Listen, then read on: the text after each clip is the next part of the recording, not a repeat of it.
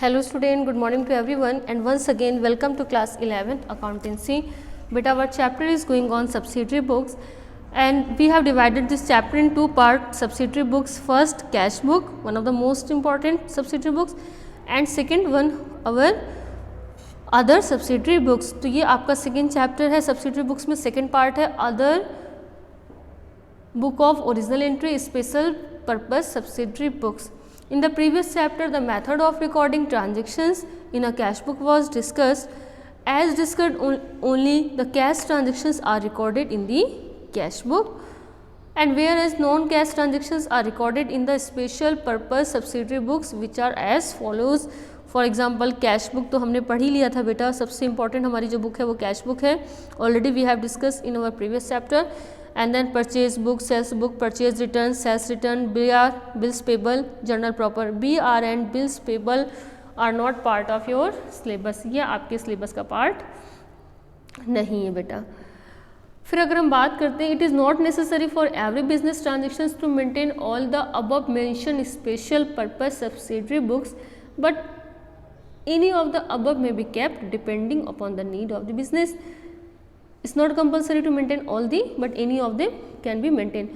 Cash book, it is a book which we record, where we record all the receipt and payment of cash transactions. Already we have discussed in our previous chapter, and type of cash book was single column, double column and triple column cash book. What about purchase book?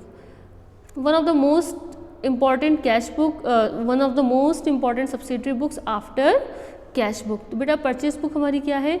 It is a book which record all the credit purchase of goods of a company. It is a book which record all the credit purchase of goods of the company और firm. बेटा हम purchase book में सारी credit means उधार की purchase record करते हैं. Cash purchase तो हमने कहाँ रिकॉर्ड कर दिया बेटा? कैश बुक में. ठीक है, we have record in cash book. तो अब हमारी बची कौन सी purchase? Credit purchase, and that we will record in purchase book. Purchase return book, it is a book which all the transactions of credit purchase of goods are of the company.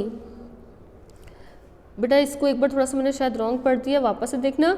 It is a book which record all the return of the credit purchase. जितनी भी credit purchase की return होगी बेटा, purchase return means credit purchase return of the goods will be recorded in purchase return book. Suppose supplier को आपने कुछ माल return कर दिया जहाँ से आपने परचेज किया है, then you will record in purchase return book. Sales book, in sales book we will record all the credit sales of the goods of the company. Purchase book में आपने परचेज क्रेडिट परचेज रिकॉर्ड कर दी. Cash book में cash sales and cash purchase. तो बेटा हमारी जो credit purchase बची वो परचेज बुक में, and cash purchase credit sales will be recorded on sales book. Sales return book, it is a book which record all the return of credit sales of the goods. It record all the credit sales of the all the return of the credit sales of the goods.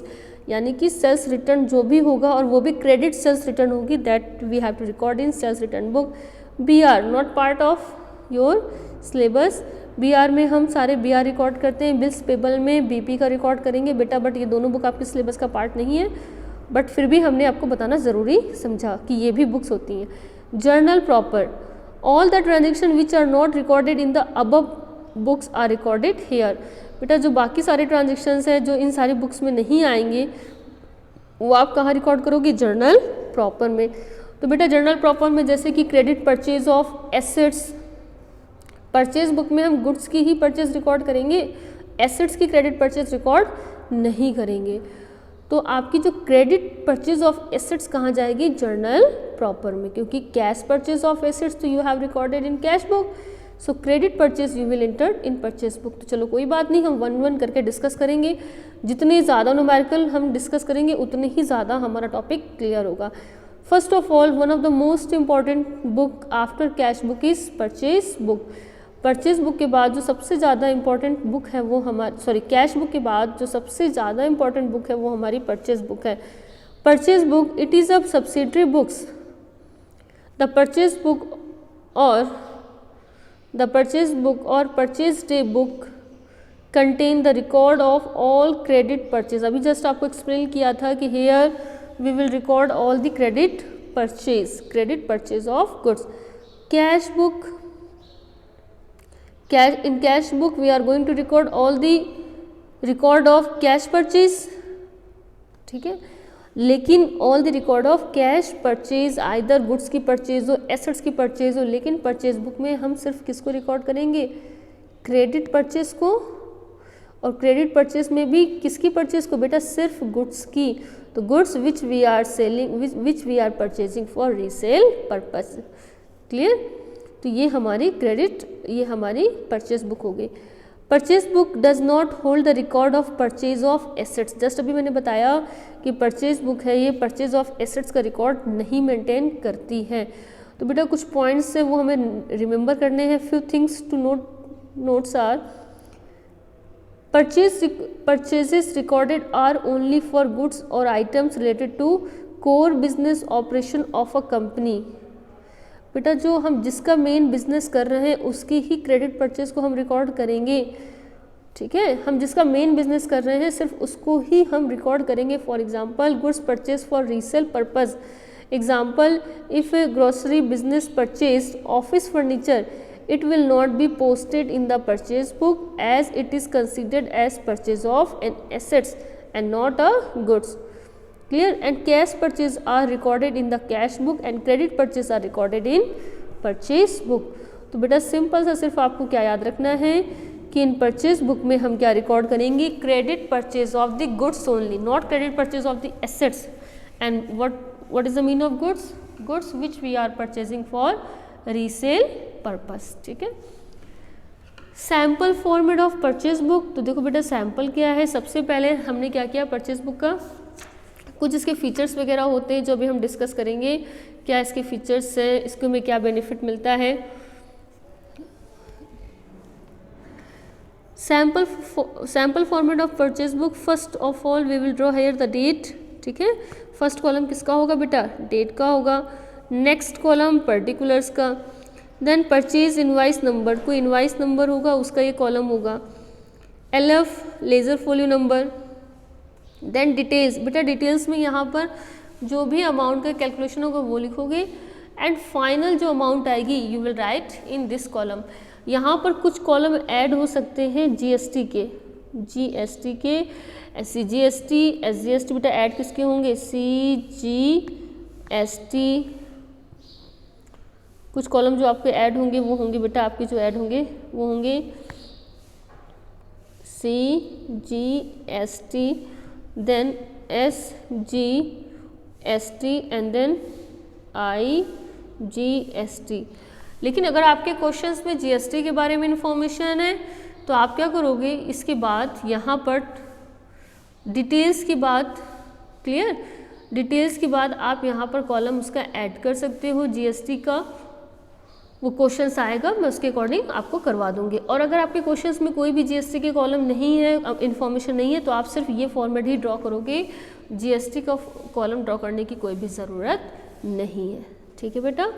अगर आपके questions में information है तो GST के column add हो जाएंगे. देखो यहाँ पर किस तरीके से ऐड होंगे मैं आपको समझा देती हूँ एक बार. First column for date, clear. Second column for particular. Next column for purchase invoice. ये कॉलम थोड़ा सा बड़ा रखना. First column for date, second column for particular, next column for invoice number. बहुत बड़ा करने की जरूरत नहीं, छोटा सा. And then LF. ये इनवाइस नंबर आप पहले भी लिख सकते हो बेटा, ये ना पहले भी यहाँ पर आ सकता है, डेट के बाद आ सकता है इनवाइस नंबर, ज़्यादा बेटर रहेगा कि date, invoice number, particulars, clear. LF. Then details amount की. फिर मान के चलो आपकी GST वगैरह आती है तो GST परचेज, अगर आपका GST आता तो ये कॉलम फॉर परचेज के लिए हो जाएगा. नेक्स्ट कॉलम फॉर GST वगैरह के लिए. और लास्ट में आपका टोटल अमाउंट आ जाएगी. तो आप परेशान ना हो, जब आपके क्वेश्चंस आएगा मैं उसके अकॉर्डिंग करवा दूंगी GST की. सेकंड जो हमारी इंपॉर्टेंट बुक आती है बेटा वो हमारी कौन सी बुक है, sales book. One of the most important book, subsidiary books, sales book. What is sales book? In purchase book we have recorded all the credit purchase. Then in sales book we will record all the credit sale of goods. तो यहाँ पर हम credit sale of goods को record करेंगे. A sale book it is a subsidiary books, sales book it is a subsidiary books and it therefore also a book of original entry. A sales book और sales day book contains the record of all credit sales of the goods. किसका बेटा record maintain करती है? One of the most important point, all credit sale of the goods, not credit sale of the assets, credit sale of the goods, while a cash book hold the record of all cash sales of goods। Cash book में हम cash के सारे transactions record करते हैं, either cash sales और purchase. तो बेटा credit sales कहीं ना कहीं तो रिकॉर्ड होगा। जब मैं आपको कैश बुक समझा रही थी तो आप बार बार क्वेश्चन पूछ रहे थे और मैंने आपको कहा था नहीं बेटा इसको रिकॉर्ड नहीं करेंगे। कैश बुक में तो हम रिकॉर्ड नहीं करेंगे, लेकिन कहीं ना कहीं तो हमें बिजनेस का ट्रांजेक्शन है, we have to record. So credit sale will be recorded in sales book. तो अभी जो भी कैश बुक में आपको थोड़े बहुत डाउट आ रहे थे ट्रांजेक्शन्स को लेकर कि ये रिकॉर्ड हो रहा है, ये क्यों नहीं हो रहा है, वो इस चैप्टर में आराम से क्लियर हो जाएंगे आपके। तो sales book is a subsidiary books and it therefore also a book of original entry. A sales book or sales day book contain the record of all credit sales of goods, while a cash book hold the record of cash sales of the goods।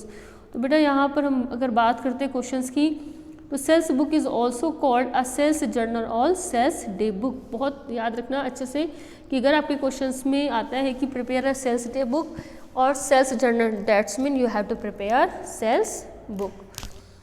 Clear बेटा? Format of a sales book, तो बेटा इसका format देखिए बेटा, ये simple format है जब आपके क्वेश्चन में जीएसटी की कोई भी इंफॉर्मेशन नहीं होगी। Format can be varies, format थोड़ा थोड़ा डिफरेंट हो सकता है, डिफरेंट बुक के अकॉर्डिंग हो सकता है। आपकी एपीसी में कुछ ज़्यादा कॉलम हो, कोई कॉलम आगे या पीछे हो। एनसीईआरटी में फॉर्मेट आपको अलग मिलेगा, टीएस ग्रेवाल में हो सकता है फॉर्मेट में डिफरेंट हो, और आपको अगर नेट वगैरह में आपको देखेंगे तो फॉर्मेट अलग मिलेगा। तो ऐसा कुछ नहीं है, because account it is the art of recording, classifying, summarising and analysing of financial information in terms of money as well as account it is a art as well as science। तो arts है तो हम सबको maintain करना होगा, हम अपने according column के साइज को इंक्रीज और डिक्रीज कर सकते हैं, नंबर ऑफ कॉलम्स, ठीक है। But rule of debit and credit always we have to follow. तो देखो यहाँ पर हमारा फॉर्मेट क्या है, first column again date, particular. बेटा ये जो इनवाइस का कॉलम है ये पहले भी आ सकता है, ज़रूरी नहीं कि आप बाद में ही लिखो, क्लियर। डेट के बाद इनवाइस आ सकता है, then particular, then invoice number, LF, detail and total. फिर मैंने आपको बताया जब अपनी बुक में देखेंगे तो आपको थोड़े से कॉलम ज़्यादा मिलेंगे। अगर आपके क्वेश्चंस में जीएसटी की इन्फॉर्मेशन है तो बेटा डिटेल्स के कॉलम के बाद आपके जीएसटी के कॉलम ऐड हो जाएंगे, for example CGST, SGST and IGST. तो यहाँ पर 3 to 4 कॉलम और ऐड हो जाएंगे, depend on the question given, depend on the information given in your questions, ठीक है। तो ये आपका सेल्स डे बुक का फॉर्मेट था।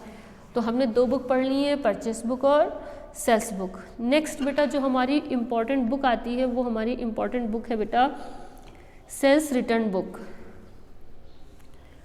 सेल्स रिटर्न बुक हमने कैश सेल्स परचेस को हमने कहाँ रिकॉर्ड किया, कैश सेल्स को कैश बुक में, क्रेडिट सेल्स को सेल्स बुक में। माल अगर आप वापस करो, रिटर्न करो, तो कहाँ रिकॉर्ड करेंगे, not in purchase book, not in sales book. कहाँ पर, गुड्स अगर वापस होगा, कस्टमर से हमारे पास वापस आएगा, it will be recorded on sales return book. Some time goods sold can be defective और लो क्वालिटी, अलग अलग रीजन हो सकते हैं रिटर्न के। गुड्स कैन बी डिफेक्टिव और low quality and then and different many other reason can be, hence the customer may return them, customer उनको वापस कर सकता है। And thus goods sold that are returned by a customer or buyer are recorded in the sales return book। the goods returned by customers or buyer of the goods are recorded in the sales return book, and it is noteworthy that return of only those goods is entered in these books that we were earlier sold on credit। सिर्फ उन्हीं goods का return हम बेटा record करेंगे sales return book में which we have sold on credit, जिसको हमने credit में सेल किया था, सिर्फ उन्हीं गुड्स को हम रिकॉर्ड करेंगे, उन्हीं गुड्स का रिटर्न को हम रिकॉर्ड करेंगे। तो that sales return book going to record the credit return of sales, credit return credit sales return, sales book is going to record credit sales return, ठीक है। तो आपकी बुक्स बेटा कितनी हो गई, सेल्स बुक हो गई, परचेस बुक हो गई, परचेस रिटर्न बुक हो गई। परचेज रिटर्न नहीं, sales return book. Purchase return book का फॉर्मेट बेटा अगर हम देखें तो हमारा क्या फॉर्मेट होगा, इनवाइस नंबर हम यहाँ नहीं बनाते बेटा, यहाँ पर एक क्रेडिट नोट बनेगा। आपको अभी एक्सप्लेन करेंगे what is credit note and what is debit note. Date first column, second column particular. बेटा यहाँ पर एक बात याद रखना, ये जो पर्टिकुलर का कॉलम है यहाँ पर नेम ऑफ सप्लायर और नेम ऑफ कस्टमर भी आते हैं, तो वो आपके क्वेश्चंस के और फॉर्मेट के ऊपर डिपेंड करता है। यहाँ पर आप कस्टमर को माल वापस कर रहे हो बेटा, सॉरी कस्टमर से माल वापस आ रहा है आपके पास में, तो नेम ऑफ कस्टमर भी यहाँ पर आ सकता है in place of name of supplier की जगह यहाँ पर क्या आएगा बेटा, नेम ऑफ कस्टमर। पर्टिकुलर्स भी लिख सकते हो या फिर name of customer in this column. First column for date, second column for name of customer, name of customer.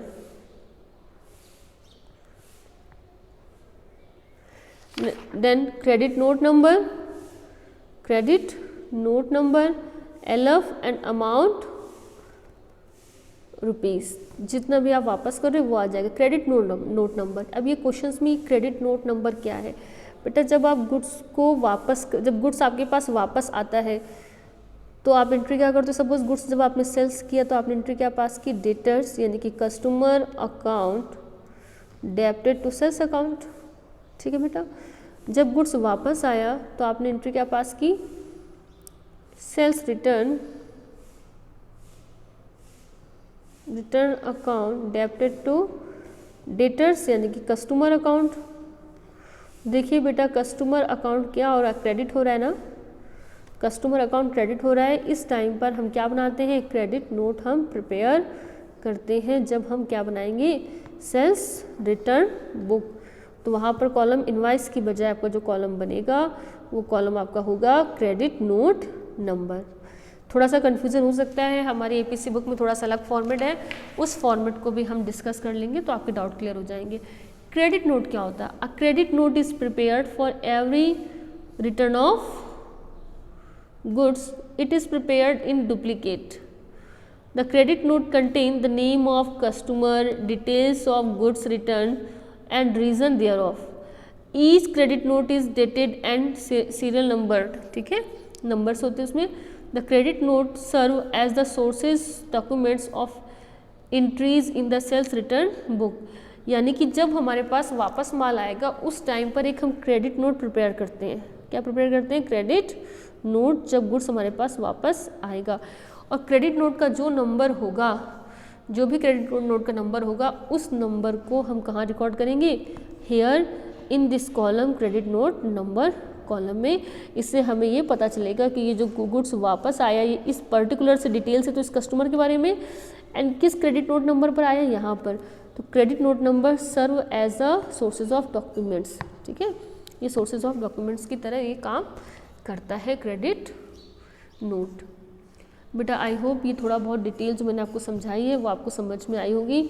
एक हम और बुक के बारे में डिस्कस कर लेते हैं, परचेज रिटर्न बुक, और फिर आपका जो 4 टॉपिक है वो आपके क्लियर हो जाएंगे and we will solve some numerical based on the purchase book और sales book and sales return book as well as purchase return book. छोटे छोटे से आपके कॉलम होते हैं, छोटे छोटे से एंट्रीज होती हैं और बहुत आसान होगा। अच्छा, हम APC के फॉर्मेट की अगर हम बात कर रहे थे तो एक बार देख लो आपके APC में फॉर्मेट क्या होगा, ताकि आपको ज़रा सा भी कन्फ्यूज़न ना हो जाए। इस वजह से मैं समझा रही हूँ ताकि आपको क्लियर हो जाए। देखो हमारी जो बुक में फॉर्मेट है वो क्या फॉर्मेट गिवन है। सबसे पहले हम लिखेंगे format of purchase book. Here we will write here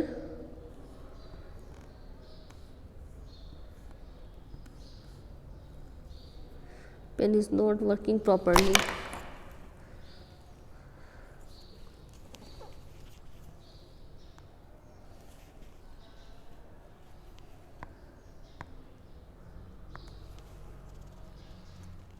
देखो बेटा यहाँ पर हम जो फॉर्मेट ड्रॉ करेंगे वो होगा आपका परचेज बुक, ताकि आपको ये कन्फ्यूज़न ना हो कि हमारी बुक में अलग फॉर्मेट है और यहाँ पर अलग है डेट। ठीक है। फर्स्ट सेकंड कॉलम फॉर, बेटा आप इनवाइस नंबर का भी आगे बना सकते हो, ऐसे कोई दिक्कत नहीं कि इनवाइस नंबर बाद में होना चाहिए, इनवाइस नंबर। नेक्स्ट है पर्टिकुलर, यहाँ सारी आप डिटेल लिखोगे। बेटा पर्टिकुलर्स मीन्स है name of supplier account to be credited, यहाँ पर आप लिखोगे name of supplier, name of supplier, इस पर्टिकुलर में लिखेंगे name of supplier and account to be credited, account to be, क्यों क्रेडिटेड लिखेंगे ये भी मैं आपको समझाती हूँ। सेकंड कॉलम फॉर मैं बताती हूँ कौन कौन से कॉलम हो गए। देन आपका एलएफ हो जाएगा पतला सा। नेक्स्ट हो जाएगा आपका डिटेल, अगर जीएसटी होगी तो परचेज का, सीजीएसटी, एसजीएसटी, और अगर आईजीएसटी होगा then IGST and then total column आपके इस तरीके से आ जाएगी। तो देखो कौन कौन से अमाउंट आपकी आएगी। First column for date, second column for invoice number, पहले और लास्ट आप दोनों में ड्रॉ कर सकते हो, डजेंट मैटर। नेक्स्ट है name of supplier account to be credited, LF, LF हो गया। नेक्स्ट है आपका डिटेल्स, परचेज बुक की बात कर रही हूँ मैं, परचेज डिटेल्स, डिटेल्स में जो आपकी कैलकुलेशन होगी बेटा वो लिखोगे, न्यूमेरिकल्स करेंगे तो आपको बहुत अच्छे से समझ में आ जाएगा। नेक्स्ट एक्चुअल हमने कितनी परचेज की है वो। Next input, input GST, purchase में हमारी कौन सी जीएसटी लगेगी बेटा, इनपुट जीएसटी होती है आपकी, एंड सेल्स में output GST, clear. Input, input CGST, फिर input SGST and input IGST and then total amount, जो फाइनल अमाउंट होगी। ऑलमोस्ट ये कॉलम में थोड़ा सा हैंडराइटिंग की प्रॉब्लम हो सकती है, लेकिन मैं आपको बोल रही हूँ तो प्लीज़ आप समझ लेना इसको। ये आपके कितने कॉलम होंगे, 1 2 3 4 5 6 7 8 9 10, टोटल 10 कॉलम है। अब बेटा इन कॉलम की देखो ज़रूरत क्या, हमारा क्वेश्चन बहुत छोटा सा है, कोई खास कैलकुलेशन नहीं है, जीएसटी भी नहीं है, तो no need to draw this column, फिर आपको इन कॉलम को ड्रॉ करने की कोई भी ज़रूरत नहीं है। अगर आपके क्वेश्चन में जीएसटी वगैरह सब कुछ है तो आप इसको ड्रॉ कर लोगे, मैंने आपको समझा दिया। तो ये थे हमारे कुछ फॉर्मेट। सेम यही काम आप किस में करोगे बेटा, सेल्स बुक में करोगे, कि जो सेल्स बुक का फॉर्मेट होगा वो भी एज इट इज़ होगा बेटा। देख लीजिए आप, सेल्स बुक, जो मेन बात नोट करने वाली जो मैं आपको बता रही हूँ, डेट इनवाइस नंबर आप पहले बना दो, नो प्रॉब्लम, या बाद में भी ड्रॉ कर सकते हो, पर्टिकुलर, क्लियर। एंड देन आपका LF, then details and then CGS, purchase, CGST, SGST, IGST and then total amount, आपकी ये कॉलम है। तो बेटा देखिए मैं अमाउंट जो इन्फॉर्मेशन जो आपको लिख रही हूँ यहाँ पर क्या क्या इन्फॉर्मेशन है आपकी। First column for date, then second column for invoice number, invoice number. Next particular में name of customer, sales book में बेटा आप किसका नाम लिखोगे, name of customer, customers, account to be debited, account to be debited, debited. Next LF, next है आपका LF. फिर नेक्स्ट की अगर हम बात करते हैं तो आपको यहाँ पर क्या आ जाएगा बेटा, डिटेल्स, डिटेल्स, देन सेल्स, जो आपकी सेल्स होगी, फिर CGST, ISGST output and then IGST और लास्ट में टोटल सेल्स, ये टोटल अमाउंट। बेटा हो सकता है थोड़ी हैंडराइटिंग आपको समझ में ना आ रही हो, मैंने आपको already format written format proper detail में दे दिया है। नेम ऑफ कस्टमर, अब क्वेश्चन क्या आता है, नेम ऑफ कस्टमर डेबिट क्यों होता है और नेम ऑफ सप्लायर क्रेडिट क्यों होता है। तो बेटा ये पॉइंट आप देख लो कि जब आप परचेज करते हो, on the time of purchase of goods आप एंट्री पास करते हो, purchase account debited to supplier या फिर क्रेडिटर्स अकाउंट,